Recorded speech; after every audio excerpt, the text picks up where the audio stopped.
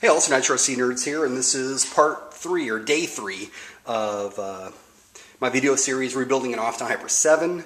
So why the hell are we looking at a Mugen ABX6R? I don't know, let's get the show on the road. I got the front clip pretty much put back together. However, I would say probably the most pressing need, without a doubt, are new hinge pins all the way around.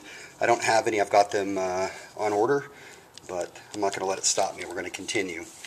However, what this means, there's no point doing any sort of testing with respect to suspension setup, pistons, springs, any of that, oils, because as long as there's any sort of binding, it's all a moot point. That'll come later in the setup portion of this. Now I'm going to put on a new clutch, and it's the same stock clutch, just new. I originally wasn't going to change it out because these composite ones are actually in really good shape. But I did want to get another clutch bell as well. So when I was looking for clutch bells, you know, these are like, I don't know, $18. And I found an entire clutch setup with the clutch bell for like 15 or 20 bucks or something. So I thought, what the hell, I might as well just get the whole clutch setup. And I used my digital calipers to measure these stock springs. They're actually 0.95 millimeters, which is nice. I was thinking they were a millimeter, and so with additional horsepower, I think it's good to go a little bit lighter. That'll obviously affect the engagement. And you can see, I mean, I've got a lot of different springs. I like to test out a lot of different clutch setups, but I think this is going to be a good starting point at least. In addition to all the different springs, of course, I've got a lot of different shoes. I've got lighter nylon ones, and I've got some aluminum ones. The thing with aluminum, I like them better, but it requires a lot more maintenance. And plus, just me personally, when I use aluminum in a clutch bell, I pretty much keep aluminum in there because it kind of leaves a residue around it, and it's, you know, you don't want to put nylon in it after it's had aluminum. That's just kind of my theory on it, I guess. So when I do test out aluminum, I'll do it on another clutch belt. So I'll just have a aluminum shoe clutch belt that I'll use. And the same thing holds true if I ever decide to test out a 4-shoe setup, because I've got a lot of different 4-shoe clutch shoes, different material, sizes, things like that.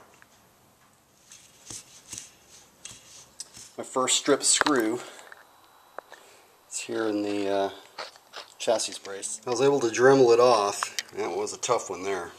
I have another brace coming. I just didn't want this to hold up the project, because now what I'm doing is building the back clip. As for the engine mount, you can kind of see what I have going on and why it actually needs to be replaced. Way back in the day when I used to bastardize screws, meaning I put different size screws just to keep stuff running. So you can see the screw holes here are all worn out. Even right here you can see one time I had to Dremel a strip screw. That's just not good. And these holes right here are worn quite a bit. You know, and this is holding my gear mesh. So definitely going to put a new spacer mount on it. Got the rear clip complete, starting to look like a buggy again. I have decided, however, I am going to definitely rebuild the rear diff, because I'm just not going to have that at all, especially when you compare it to the front. Plus, it's not like I can finish it this weekend because the U.S. Post Office sucks, at least.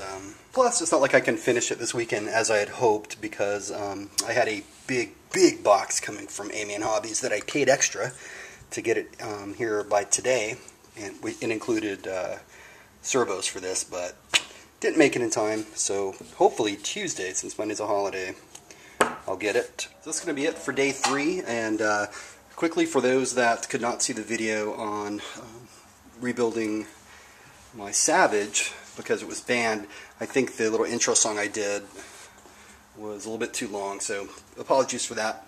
Here's what you missed.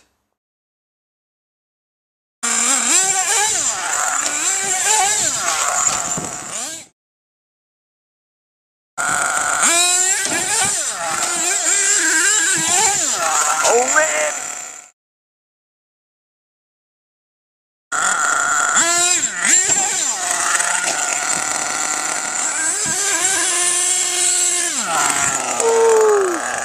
Popping off one of the rear weights.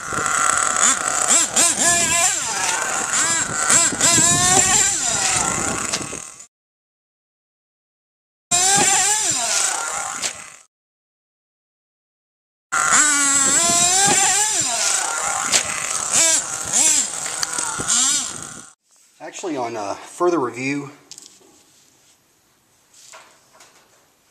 That's not good. Not the end of the world. Again, this whole exercise is about getting this vehicle as durable as it can possibly be, and the only way to do that is break, fix, repeat. At the end of the day, due to all this testing and everything, we're going to have one badass Savage. You take a mortal man and put him in control.